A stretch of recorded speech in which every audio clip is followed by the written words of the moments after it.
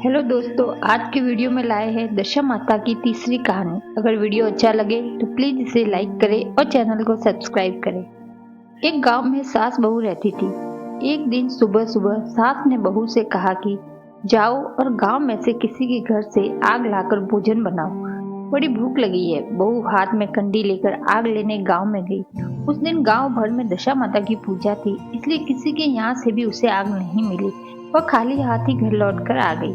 शाम होने पर वह अपने पड़ोसन के पास जाकर बोली, मेरी सास तो दशा माता का डोरा नहीं लेती, परंतु अब की बार मैं डोरा लेना चाहती हूँ। मुझे पूजन की विधि भी बता देना। दोबारा जब डोरा लेने का समय आया तो बहू ने सास को बिना बताए दशा माता का डोरा ले लिया। 9 दिन वह किसी न किसी बहाने पड़ोसन के घर जाकर कथा सुनती और दशा माता की पूजा करती। 10वें दिन उसे चिंता सताने लगी कि अब मैं पूजा कैसे करूंगी। वह मन ही मन दशा माता से प्रार्थना करने लगी, हे दशा माता, आज किसी तरह मेरी सास घर से बाहर चली जाए कुछ देर के लिए तो मैं शांति पूर्वक पूजा कर लूं। दशा माता की कृपा से सास बहू से बोली, मैं आज खेतों में जा रही हूँ, यदि मुझे आने में देर हो जाए तो तुम मेरे लिए खेत पर ही भोजन लेकर आ जाना। बहू के तो जैसे मन की मुराद पूरी हो गई। वह तो यही चाहती थी। उसने सास से कहा, आप चिंता मत करें, निश्चिंत होकर जाइए, घर का सारा काम मैं निपटा लूंगी और आपके लिए खाना भी लेकर आ जाऊंगी। सांस के जाते ही बहू ने स्नान कर दशा माता की पूजा की। इसके बाद वह पूजा की सामग्री मिट्टी के गोले में रखकर उसके विसर्जन के लिए जाने लगी थी कि तभी उसकी सांस खेतों से वापस आ गई। सांस को देखकर बहू ने जल्दी से डर के मारे उस गोले को छाछ की मटकी में छिपा दिया। उसने सोचा कि सही समय आने पर गोले को छाछ की मटकी से निकालकर विसर्जित कराऊंगी।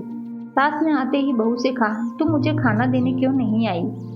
अब तक क्या कर रही थी? बहू ने कहा, आज मैंने सर के बाल धोए थे, उन्हें सूखने में देर हो गई, इसलिए खाना बनाने में भी देर हो गई। मैं थाली लगाती हूँ, आप हाथ मुंह धोकर आइए और भोजन कर लीजिए। सास का गुस्सा ठंडा हो गया। वह पैर धोकर चौके पर बैठी थी कि उसका बेटा भी भोजन करने के लिए आ गया। वह भी माता के साथ भोजन करने बैठ गया। सास भोजन करके उठना चाहती थी कि उसका बेटा बोला, मुझे तो छाछ चाहिए। सास ने बहू से छाछ देने के लिए कहा। बहू बोली, मैं तो रसोई में काम कर रही हूँ, आप ही इन्हें छाछ दे दीजिए। सास हाथ धोकर छाछ लेने गई, परंतु जैसे ही उसने छाछ की मटकी उठाई और उसमें हाथ डाला तो उसे कुछ खटखटाने की आवाज आई। उसने हाथ डालकर देखा तो उसे एक बड़ा सोने का गोला मिला। सास ने आश्चर्य से बहू से पूछा, ये छाछ की मटकी में ये सोने का गोला कहाँ से आया? इसे तुम कहाँ से चुरा कर लाई हो?